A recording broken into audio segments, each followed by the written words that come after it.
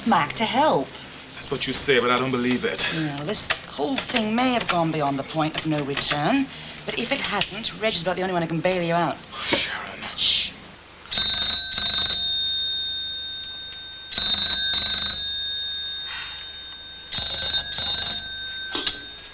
Hello? Jennifer, it's Sharon. Look, is Reg at home? Oh, no, I'm sorry. I'm afraid he's not. Oh. Do you know when he will be?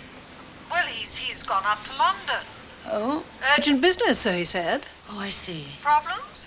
No, not really. I just wanted a quick word. Do you think you could get him to give me a ring as soon as he does get in? Yes, dear, of course. I'll get him to ring you just as soon as he arrives. Thank you very much. Bye-bye. Bye. He's not there. Good. At least it gives me time to talk some sense back into you. Start by having this back.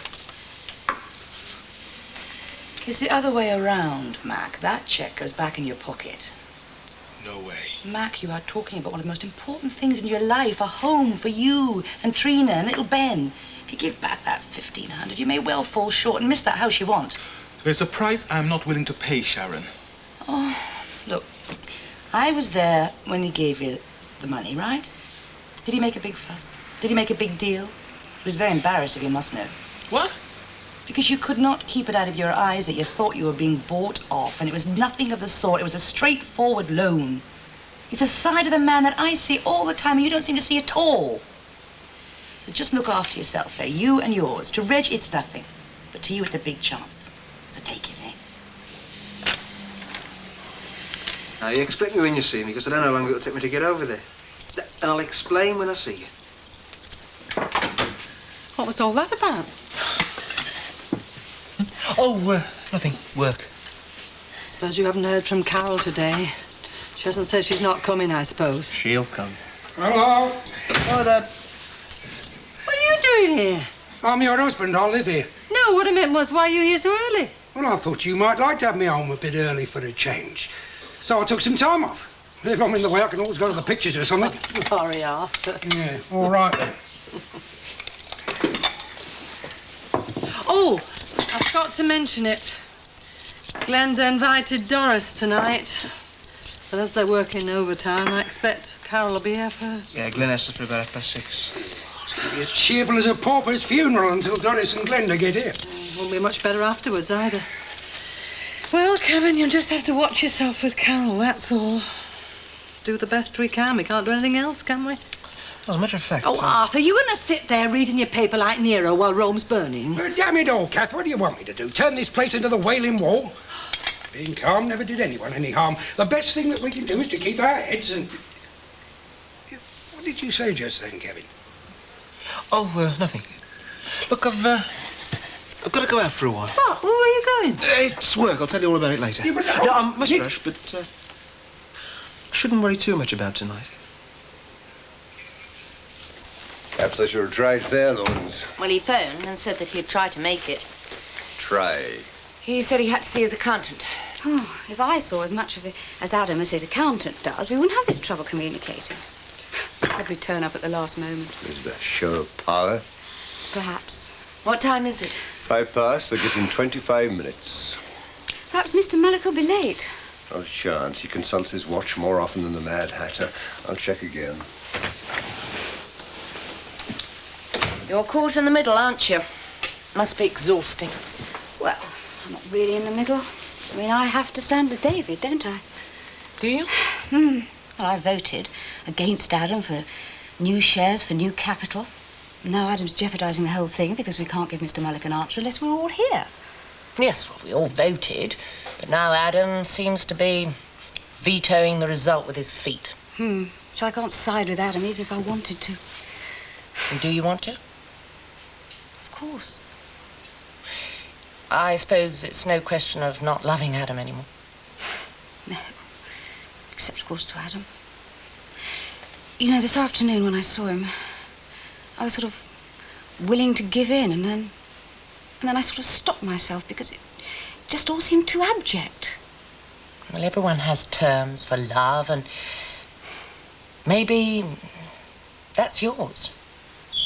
Independence for certain things. You know, I'm so afraid that at the last moment I will give in because I love him. But then, you see, I'd never know if he was marrying me for love or, well, for the business. So, you see, if he doesn't come back, if he doesn't compromise, it means that David was right. You went where? The Scrubs. What for? Well, it wasn't for a bargain break weekend. To see Eddie. I try to see Eddie. Or Ashley does. And? I came away with an application to see him next week. Bit late. Yeah, well, I've got contacts. I'll get word to him. I don't think Sherlock Holmes will find him all that cooperative. We've had our problems. Mac. Oh, not again. Cracking under the strain, as they put it.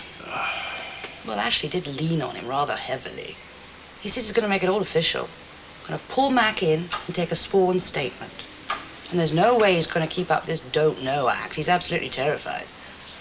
He was all for giving you your check back. What? The money you lent him. What's that got to do with it? I don't know. Oh, God.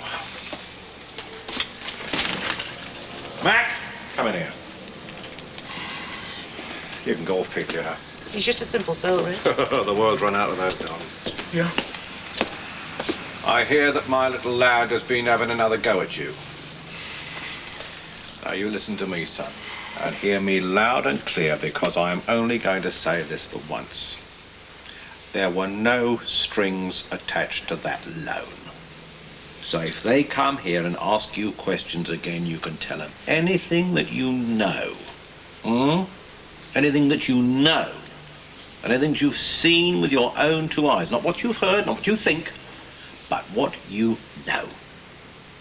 Now then, you know there was a supercharged fan because you helped to work on it. You do not know what it was going to be used for. Well, not until you've taken it out. All right, that's enough. Yeah, but I knew it was inside. Yeah, well, so did everybody else. I mean, that was common knowledge. Now then, what did Eddie tell you about me? That you gave orders. Orders? What kind of orders, did he say? No, I didn't want to know any more. So you don't really know anything, do you? Now, look, Mac, I am not asking you to lie. I am advising you to stick to things that you can positively confirm. Listen, son, you don't know enough to be a danger to me. Because if they put you in the witness box, I have got a lawyer who will make you look like a gibbering idiot in 2 minutes flat, and they're not going to risk that. All right, lad, off you go. Have Mac. Yeah. Stick that check in the bank first thing in the morning. Then if this does all get fouled up, you'll be all right, okay? Thanks, Mr. Moore.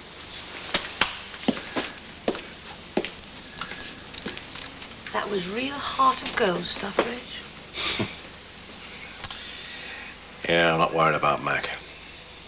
It's Eddie. You're very vulnerable when you're inside, you know. The police know that and they'll use it. So what can you do? Make a few plans. Contingency plans.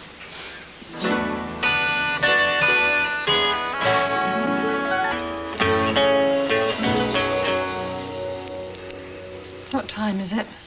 What was it the last time you asked? 1:15. And it's 16 minutes past. How much longer are you going to go on reading that paper? Till I've finished it. I don't seem to better get into it this evening. When I think that it was Glenda that invited that Carole person. That's her. Look at us. It's ridiculous, isn't it? 2 grown people. I'll go.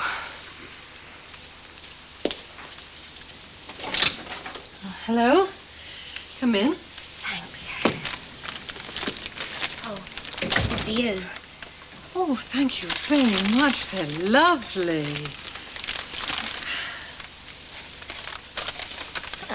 In here. Oh, sorry, yes. Arthur, this is Carole. Good evening. She's brought us these flowers. Very nice, I'm sure. Just find something to put them in. Won't you sit down? Thanks.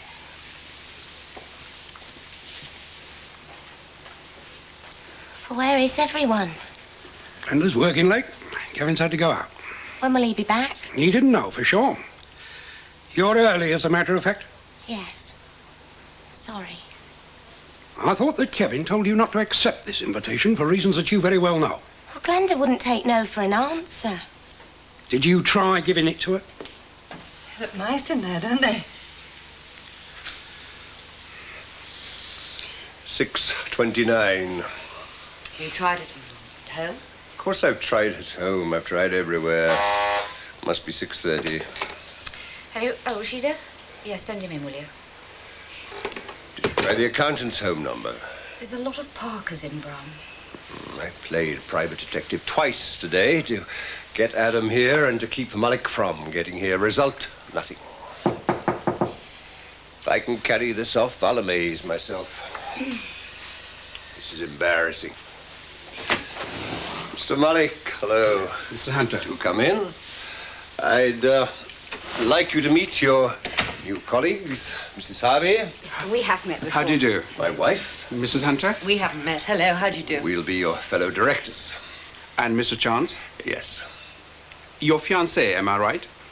Yes. Unfortunately, Mr. Chance has been detained in Birmingham. That is most unfortunate. I had hoped to meet him before I... Yes, you will, of course. Do sit down.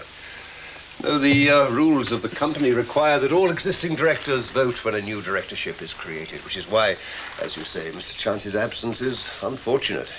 I see. Rashida may have told you we did try to get in touch with you. Yes, she didn't say why. I didn't give her a chance. I was rushing through your reception. I was a bit late. Would you like a drink? A sherry, perhaps? No, thank you. No, it is not on religious grounds. I just do not drink. Perhaps you'd like a mineral water?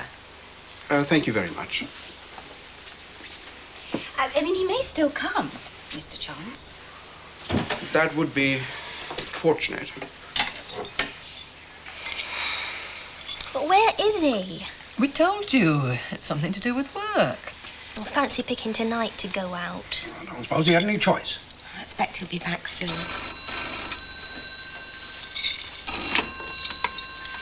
Hello?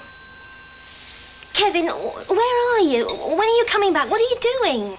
Well, actually, I'm at my parents' and What?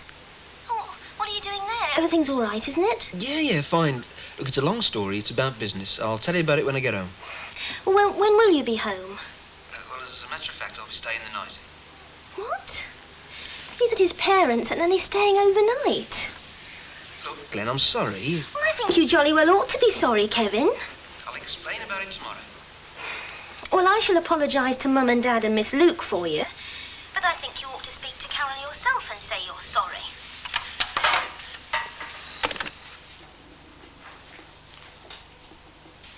Hello?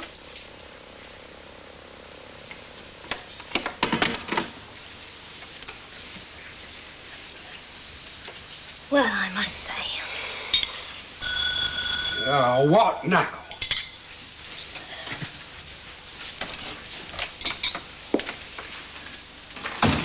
Oh, hello, Mac. Come in. Please, go through. Just have a few people here. Oh, hello, Mac. Hello. Good evening, everybody. Good evening, Mr. Brownlow. MacDonald. What are you doing in this part of the world? Oh, well. Come to give your apprentice a lift home. No, I didn't know she was here. But you wouldn't believe this. Me and Trina, we're buying the house next door. We're going to be your new next-door neighbors. We're just around measuring up curtains and carpets and things. Neighbors. Wouldn't that be great? And we've got Doris to thank for it. If it wasn't for her, wouldn't have known anything about it. Oh, it just rounds the evening off nicely. Pardon? I'm sorry about this. So you don't have to wait any longer. Shall we let Rashida go early? Normally, I would say no. I do not want to indulge my daughter, but if it is convenient... Yes, of course. I'll see you out. Good night, you all. Good night. Good night, Mr. Malik. Thank you. Would you like another drink? Oh, I think I need one. Oh dear. David was livid. How do you feel about it? Well, the silly thing is, I'm worried about him. Adam, I mean. It's not like him. Isn't it? Oh, I don't know. Hello. Adam. No, he's just left. Well, yes, well, we tried to phone your accountant, but we... Oh, I see.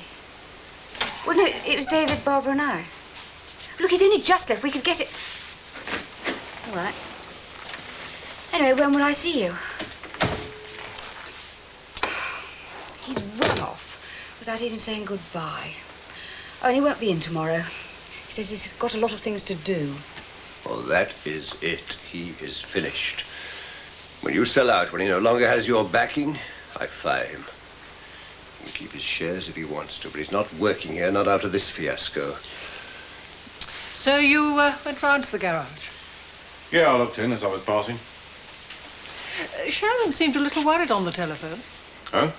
Was there any need? No.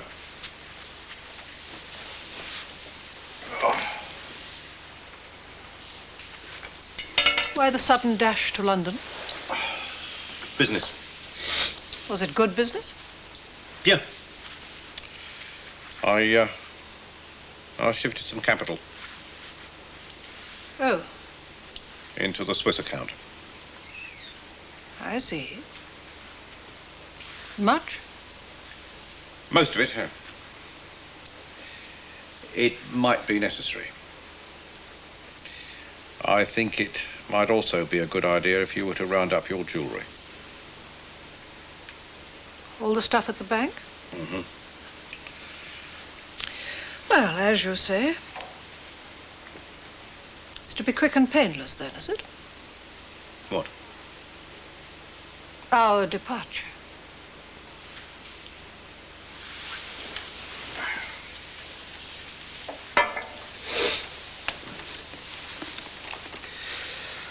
Listen, my darling. Things have not been going too well for me just recently, and they have left me in a position where I can't do very much about it. Having said that, I don't think you would complain about getting some sunshine, would you, after this long, dreary English winter? Am I to know what it's all about? If you have to. I see. People are right, you know, when they talk about sordid details. You don't want to clutter your life over that kind of thing, do you? No. You're a hell of a woman, Jen. If we stay on, what would happen? Trouble. Perhaps quite a lot of it, maybe even starting all over again from scratch, and I'm too old for that. So I think it would be a good idea if we just cut and run.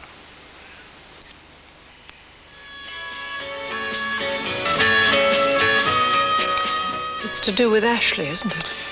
Yeah, we got a right mixture there. He's as clever as me and as honest as you. With odds like that against me, how can I win?